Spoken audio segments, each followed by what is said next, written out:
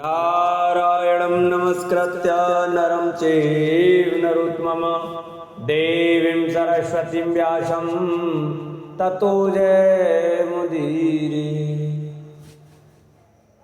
शान्ताकारं भुजगशयनं पद्मनाभं सुरेशं विश्वाधारं गगनसदृशं मेघवर्णशुभाङ्गं लक्ष्मीकान्तकमलनयनं योगविद्यार्णगम्यं वन्दे विष्णु भवभयहरं सर्वलोकैकनाथं। श्री सुखदेव जी कहते हैं, पिता प्रियव्रत के इस प्रकार तपस्या में संलग्न हो जाने पर राजा अग्निद्र उनकी आज्ञा का अनुसरण करते हुए जम्बूद्वीप की प्रजा का धर्मानुसार पुत्रवत पालन करने लगे। एक बार वे पितृलोक की कामना से सत्पुत्र प्राप्ति के लिए पूजा की सब सामग्री जुटाकर सुर सुंदरियों के क्रीड़ा स्थल मदराचल की एक घाटी में गए और तपस्या में तत्पर होकर एकाग्र चित्त से प्रजापतियों के पति श्री ब्रह्मा जी की आराधना करने लगे। आदिदेव भगवान ब्रह्मा जी ने उनकी अभिलाषा जान ली, अतः अपनी सभा की गायिका पूर्वचित्त नाम की अप्सरा को उनके पास भेज दिया। अग्निद्र के आश्रम के पास एक अति रमणीय उपवन था। वह अप्सरा उसी में विचरने लगी। उस उपवन में तरह तरह के सघन तस्वीरों की शाखाओं पर स्वर्णलताएं फैली हुई थी। उन पर बैठे हुए मयूरादि कई प्रकार के स्थलचारी पक्षियों के जोड़े सुंदर बोली बोल रहे थे। उनकी सड़जाद स्वर युक्त ध्वनि सुनकर सचेत हुए जल कुक्कुट, कारंडव एवं कलहंस आदि जल पक्षी भांति भांति से पूजने लगते थे।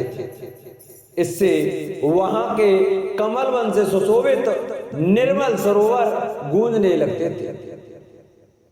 पूर्व चित्त के विलासपूर्ण सुललित गतिविधि और पाद विन्यास की शैली से पद पद पर उसके चरण नुपुरों की झनकार हो उठती थी। उसकी मनोहर ध्वनि सुनकर राजकुमार अग्निद्र ने समाधि योग द्वारा मूंदे हुए अपने कमल कली के समान सुंदर नेत्रों को कुछ खोलकर देखा तो पास ही उन्हें वह अप्सरा दिखाई दी। वह भ्रमरी के समान एक एक फूल के पास जाकर उसे सूंघती थी तथा देवता और मनुष्यों के मन और नयनों को आह्लादित करने वाली अपनी विलासपूर्ण गति, क्रीड़ा, चापल्य, लज्जा एवं विनय युक्त चितवन, सुंदर वाणी तथा मनोहर अंगावयवों से पुरुषों के हृदय में कामदेव के प्रवेश के लिए द्वार सा बना देती थी। जब वह हंसकर बोलने लगती तब ऐसा प्रतीत होता मानो उसके मुख से अमृत में मादक मधु झर रहा है। उसके निश्वास के गंध से मंदांध होकर भौरे उसके मुख कमल को घेर लेते। तब वह उनसे बचने के लिए जल्दी जल्दी पैर उठाकर चलती तो उसके कुचकलस, वेणी और करधनी हिलने से बड़े ही सुहावने लगते। यह सब देखने से भगवान कामदेव को अग्निद्र के हृदय में प्रवेश करने का अवसर मिल गया और वे उनके अधीन होकर उसे प्रसन्न करने के लिए पागल की भांति इस प्रकार कहने लगे। मुनिवर, तुम कौन हो? इस पर्वत पर तुम क्या करना चाहते हो? तुम परम पुरुष श्री नारायण की कोई माया तो नहीं है? भौं की ओर संकेत करके सखे तुमने ये बिना डोरी के दो धनुष क्यों धारण कर रखे हैं? क्या इनसे तुम्हारा कोई अपना प्रयोजन है अथवा इस संसारण्य में मुझ जैसे मतवाले मृगों का शिकार करना चाहते हो?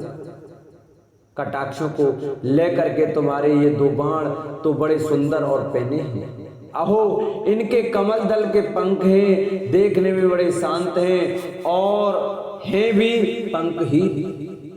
यहाँ वन में विचरते हुए तुम इन्हें किस पर छोड़ना चाहते हो? यहाँ तुम्हारा कोई सामना करने वाला नहीं दिखाई देता। तुम्हारा यह पराक्रम हम जैसे जड़ बुद्धियों के लिए कल्याणकारी हो। भौरों की ओर देखकर भगवान तुम्हारे चारों ओर जो ये शिष्यगण अध्ययन कर रहे हैं, वे तो निरंतर रैष्युक्त सामगान करते हुए मानो भगवान की स्तुति कर रहे हैं। और ऋषिगण जैसे वेद की शाखाओं का अनुसरण करते हैं, उसी प्रकार ये सब तुम्हारी चोटी से झड़े हुए पुष्पों का सेवन कर रहे हैं। नुपुरों के शब्द की ओर संकेत करके ब्रह्मन तुम्हारे चरण रूप पिंजरों में जो तीतर बंद हैं, उनका शब्द तो सुनाई देता है, परंतु रूप देखने में नहीं आता। करधनी सहित पीली साड़ी में अंग की कांति की उत्प्रेक्षा कर तुम्हारे नितंबों पर यह कदम्ब कुसुमों की शियावा कहां से आ गई? इनके ऊपर तो अंगारों का मंडल सा भी दिखाई देता है, किंतु तुम्हारा बलकल वस्त्र कहाँ है? कुंकुम मंडित कुचों की ओर लक्ष्य करके द्विजवर तुम्हारे इन दोनों सुंदर सींगों में क्या भरा हुआ है? अवश्य ही इनमें बड़े अमूल्य रत्न भरे हुए हैं। इसी से तो तुम्हारा मध्य भाग इतना कृष्ण होने पर भी तुम इनका बोझ ढो रहे हो। यहाँ आकर तो मेरी दृष्टि भी मानो अटक गई है। और सुबह इन सींगों पर तुमने ये लाल लाल लेप सा क्या लगा रखा है? इसकी गंध से तो मेरा सारा आश्रम महक उठा है।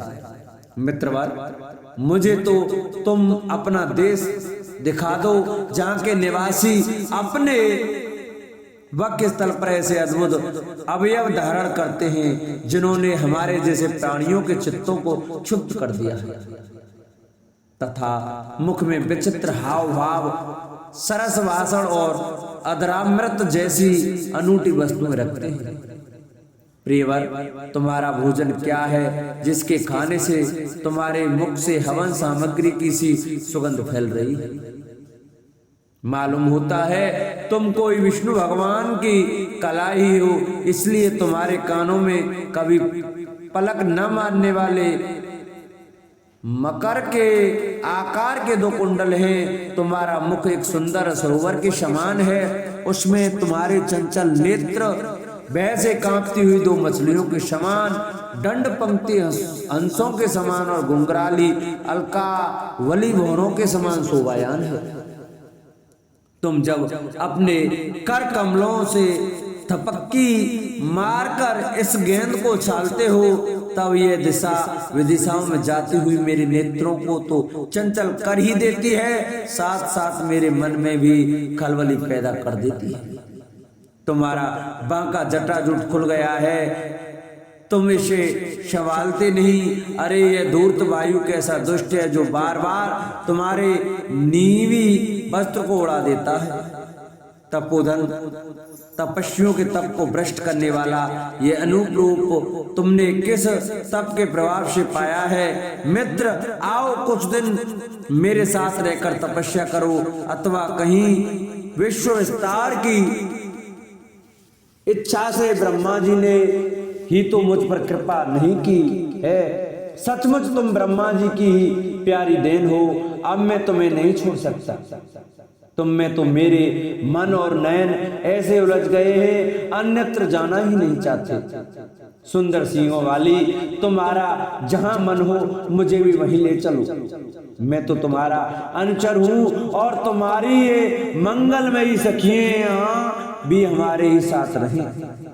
श्री सुखदेव जी कहते हैं, राजन, आग्निद्र देवताओं के समान बुद्धिमान और स्त्रियों को प्रसन्न करने में बड़े कुशल थे। उन्होंने इसी प्रकार की रतचातुर्यमयी मीठी मीठी बातों से उस अप्सरा को प्रसन्न कर लिया। बीरबल समाज में अग्रगण्य अग्निद्र की बुद्धि, शील, रूप, अवस्था, लक्ष्मी और उदारता से आकर्षित होकर वह उन जम्बूद्वीपाधिपति के साथ कई हजार वर्षों तक पृथ्वी और स्वर्ग के भोग भोगती रही। तदंतर नृपवर अग्निद्र ने उसके गर्भ से नाभि, किमपुरुष, हरिवर्ष, इलाव्रत, रश्यक, हिरण्यमय, कुरु, भद्राश्व और केतुमाल नाम के 9 पुत्र उत्पन्न किए। इस प्रकार 9 वर्ष में प्रति वर्ष एक के क्रम से 9 पुत्र उत्पन्न कर पूर्वाचित उन्हें राजभवन में ही छोड़कर फिर ब्रह्मा जी की सेवा में उपस्थित हो गए। ये अग्निद्र के पुत्र माता के अनुग्रह से स्वभाव से ही सुडोल और सबल शरीर वाले थे। अग्निद्र ने जम्बूद्वीप के विवाह करके उन्हीं के समान नाम वाले 9 वर्ष भूखंड बनाए और उन्हें एक एक पुत्र को सौंप दिया। तब वे सब अपने अपने वर्ष का राज्य भोगने लगे। महाराज अग्निद्र दिन दिन भोगों को भोगते रहने पर भी उनसे अतृप्त ही रहे। वे उस अप्सरा को ही परम पुरुषार्थ समझते थे, इसलिए उन्होंने वैदिक कर्मों के द्वारा उसी लोक को प्राप्त किया जहाँ पितृगण अपने सुकृतों के अनुसार तरह तरह के भोगों में मस्त रहते हैं। पिता के परलोक से दाने पर नाभि आदि 9 भाइयों ने मेरु की मेरु देवी प्रतिरूपा उग्र दंत्री, लता, रम्या, श्यामा, नारी, भद्रा और देववीति नाम की 9 कन्याओं से विवाह किया। बोलो भागवत भगवान की जय। प्रिय भक्तजनों, आज की कथा को हम यहीं विश्राम देते हैं।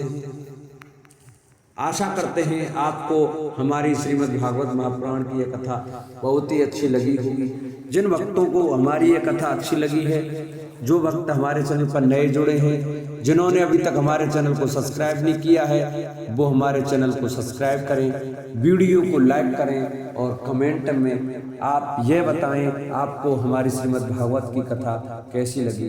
बोलो भागवत भगवान की जय। बोलो व्यास भगवान की जय। बोलो सुखदेव भगवान की जय। बोलो परीक्षित महाराज की जय। जय जय श्री राधे।